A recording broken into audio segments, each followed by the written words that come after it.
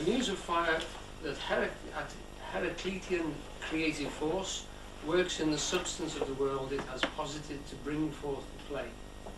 Principalities and powers translate it into the persons of princes, strut and fret their hour, so that the monarch who beholds may learn. The substance of the world has been moulded into corporeal situations, bodily situations, for the education of the royal few who see its machinations. And remember, in the globe, we have the three societies represented by the people who sat on cushions, the people who sat on benches, and the people who stood in the ground. So you'd have three levels of society. The ones at the top who spoke Latin as a day-to-day discourse in government, the ones in the middle who spoke French, because of mercantile situations, and the base, the Anglo-Saxons, the ones who used four-letter words as currency and meaning. So you have all those, and Shakespeare speaks to all three of them in his plays. He has scenes which are just for the hoi polloi, scenes who are just for the mercantile peoples, and scenes that are just for the lawgivers and the law executors. Okay? So those corporeal situations for the education of the royal few who are to see themselves reflected in front of us.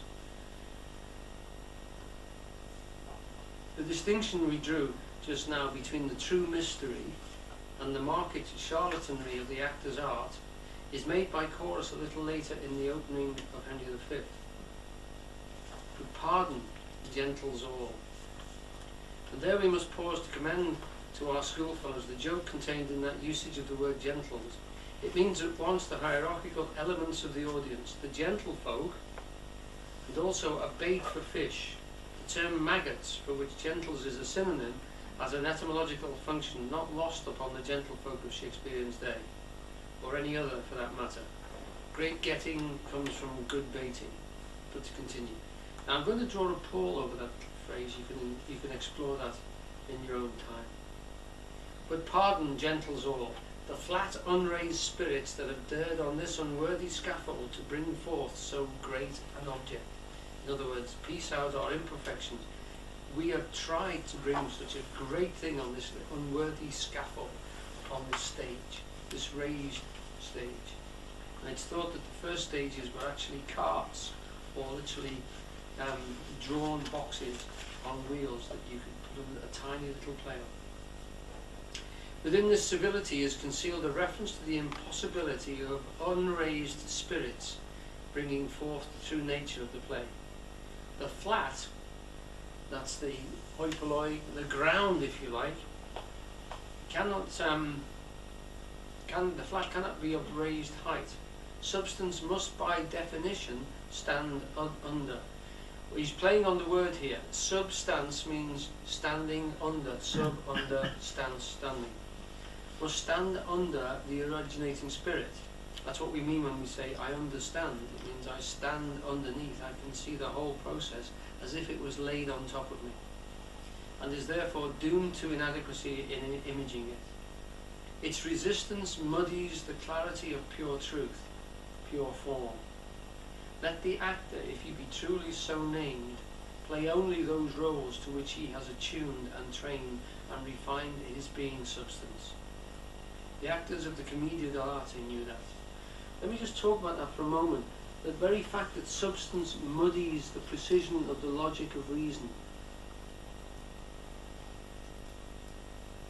There is a play there is a talk by Eugene called The No Mind, and he talks about the fact that he has a compass which he paid a lot of money for. I think he says 20 guineas, and he bought it in about 1930.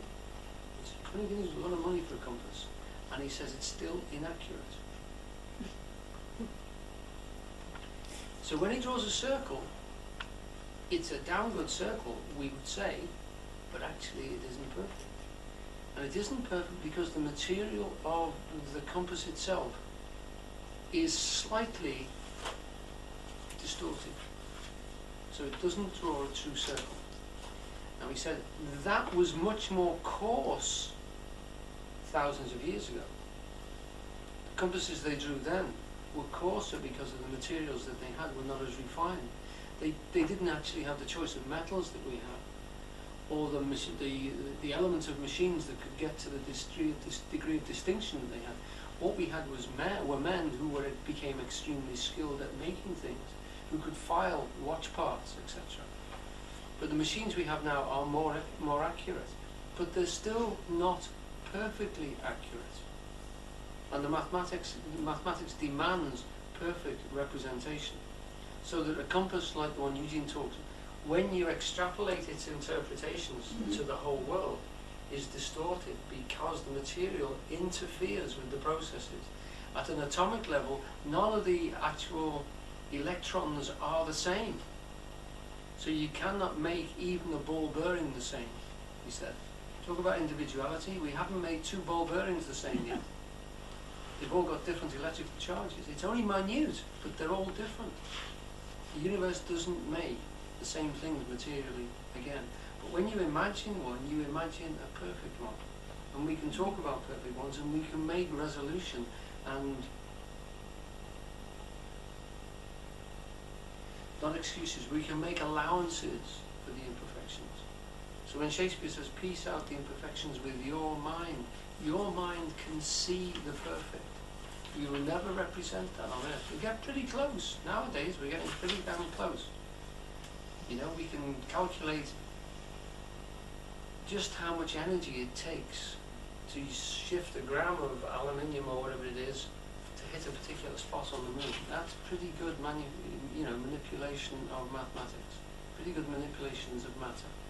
But the further we go, the bigger the problems are, because the tiniest discrepancy means more and more problems in the future. But we'll get better. But the mind can conceive of it perfectly. Piece out our imperfections with your mind. The material situation will never reflect perfectly what you can think, what you can see in your reason.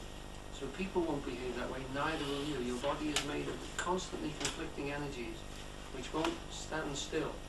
Which brings us back to Heraclitus, who said that no man bathes in the same river twice. The energy is constantly streaming through you and streaming past you. What you're doing now, you're working with different processes. The body you're in now is not the one you woke up in this morning. You've had a few meals.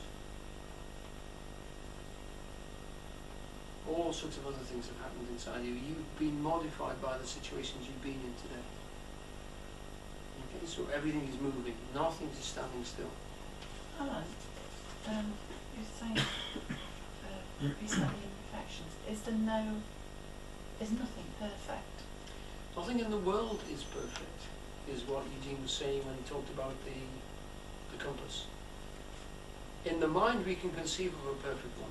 Yes, but there isn't in actuality No. anything perfect. No. And in that sense, you can say here, it muddies forth all your ideas. And of course, the cruder you get, the more muddied the ideas become. So you do need to refine not just the material, but even the language to describe the material needs to be refined. So that, Heraclitus talks about fire because he couldn't talk about energy. So he pulls in a lot of things he didn't mean to say, because he couldn't point his word as singly as we can. So everything is refining all the time and getting more and more precise and more nailed down and fastened, of course. In another sense, it's all perfect. In which sense do you mean, John? The situation that I'm in is perfect for me in this Oh, moment. yes. Yes. What I try to do to change it for my own purposes will be imperfect, or will not achieve the perfection I got in here. Yeah. But everything is presented to me, that is presented to me is perfect as far as I'm concerned. Right. For me, anyway. So what you're saying then is that because the world is constantly changing and pulling you in different directions, if you choose a zone